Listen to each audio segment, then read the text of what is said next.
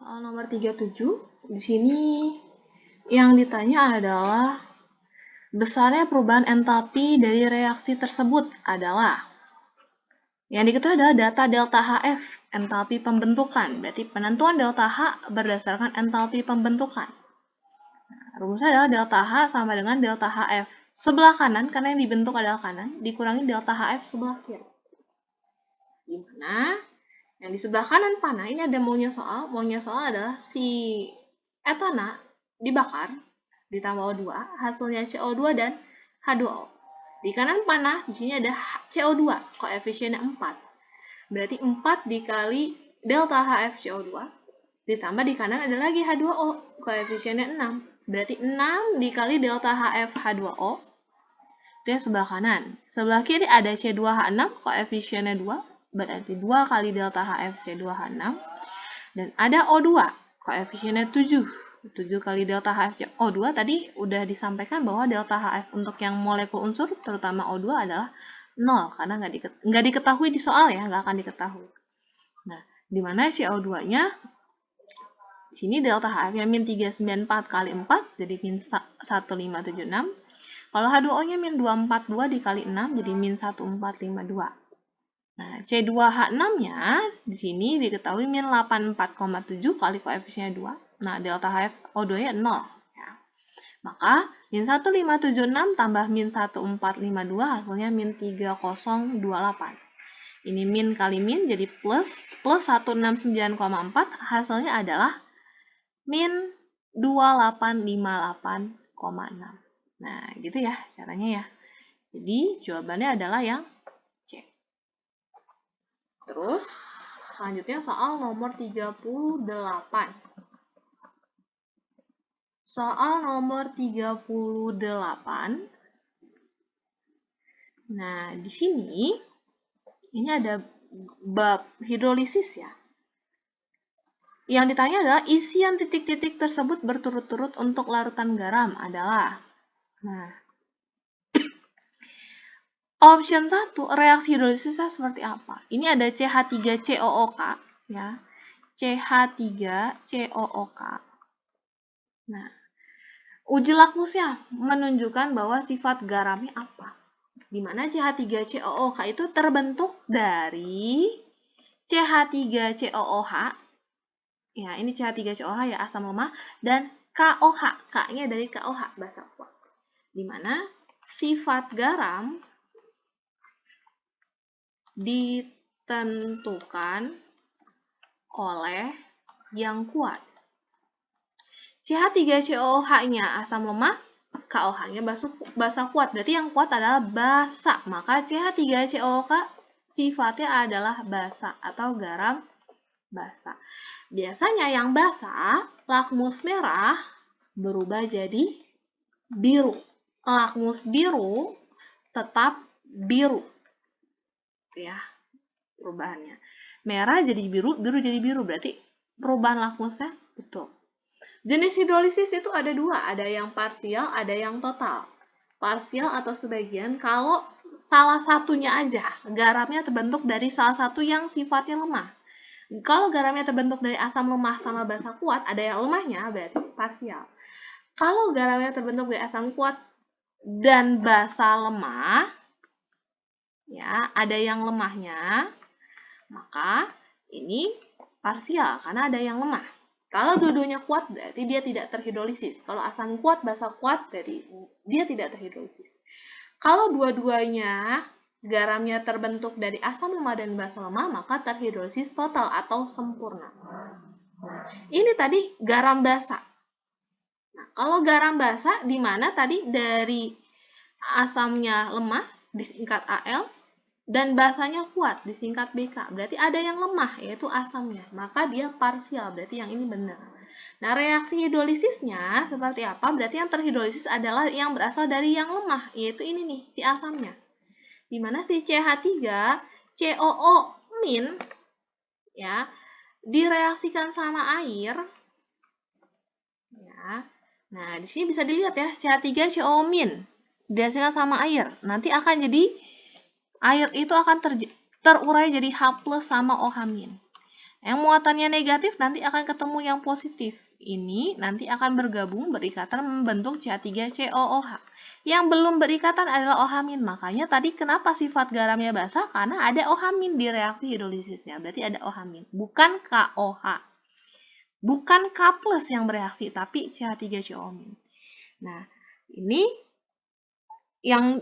jadi yang jawabannya seperti ini adalah antara A sama D. Karena kalau yang E H3O+, H3O+ itu berarti H+, asam, berarti salah. Berarti antara A sama D. Kita coba cek yang option 2. Option 2 di sini ada NaHCOO. Na dari NaOH, ya. NaOH di sini adalah basa kuat. HCOO asam format adalah asam lemah. Berarti ada yang lemah. Maka kalau ada yang lemah, jenis hidrolisisnya adalah parsial. Nah, berarti tadi jawabannya antara A sama D. Dua-dua yang A total, harusnya parsial karena ada yang lemah. Jadi jawabannya yang D. Kenapa? Karena yang NaHCOO-nya adalah parsial. Nah, terus yang ini NH4Br, ya. NH4Br, NH4-nya dari basa lemah, NH4OH, Br-nya dari asam kuat. Berarti sifat garamnya mengikuti yang kuat. Yang kuat adalah asamnya, berarti garam asam. Maka kalau garam asam, lakmus biru berubah jadi merah. Jadi benar jawabannya yang D. Ya. Nomor 39 sama seperti soal sebelumnya.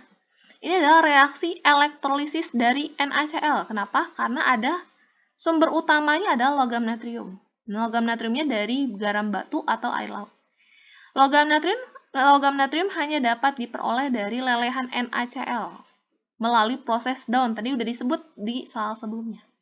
Berarti ada NaCl yang bentuknya lelehan. Yang ditanya adalah reaksi di anodanya.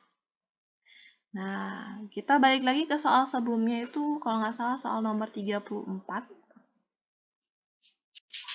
Bukan. Soal nomor 24.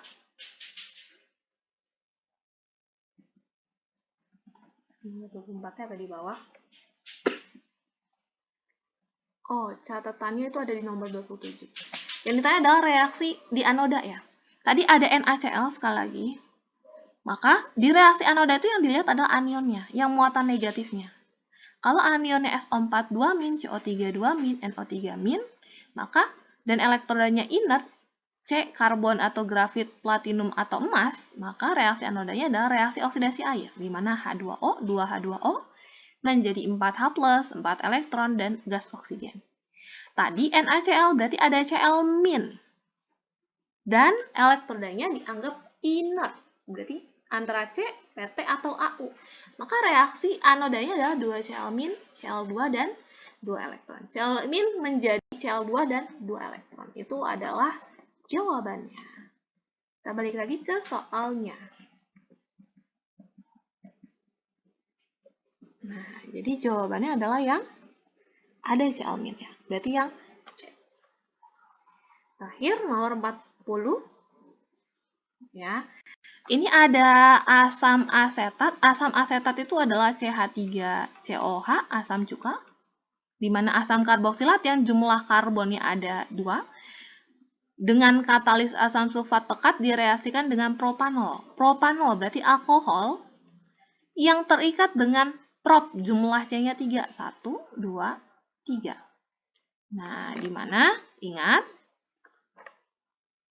C tangannya 4, berarti di sini CH3, ini CH2, ini CH2OH. Ini adalah propanol. Mereka ketika direaksikan, ya, akan membentuk ester. Maka nama reaksinya adalah reaksi, ini jenis reaksinya, termasuk reaksi esterifikasi. Kenapa? Karena reaksinya membentuk ester. Ester dibentuk dari asam karboksilat, ya, ada COH dan OH, dan alkohol. Maka, nah, gimana bentuk esternya? Nah, bentuk esternya bisa kita lihat ini nih. Dari CH3COH yang kita pakai adalah CH3COO. Kita tulis ulang di sini. CH3COO. H-nya nggak dipakai ya. H-nya nggak usah dipakai. H-nya nggak masuk di situ. Dan yang kita pakai juga adalah bagian ininya nih. CH3, CH2, CH2. Kita letakkan di sebelah kanan COO. Ada dimulai dari CH2, CH2, dan CH3. Nah, ini adalah esternya. Nah, dan perihal H dan OH-nya ini nanti akan jadi air. Jadi reaksi esterifikasi akan membentuk air juga. Yang lebih mirip ini adalah yang mana? Ini ada COO. COO. COO. COO. COOH. Nah, ini ada OH ini mah. Asam karboksila berarti yang D salah. COO. Berarti jawabannya antara A, B, C, dan E. Dimana di kiri CO-nya jumlah C-nya ada 1. Sorry. Bukan yang ini. Ini mah asam karboksilat ya. Di kiri COO-nya ya, jumlah C-nya ada 1. Di kiri CO yang ini jumlah C-nya ada 3, berarti ini salah. Di kiri COO ini ada H, nggak ada C, berarti salah. Di kiri COO ini jumlah C-nya ada 4, berarti salah. Di kiri COO jumlah C-nya ada 1. Nah, jadi yang paling tepat adalah yang A, gitu.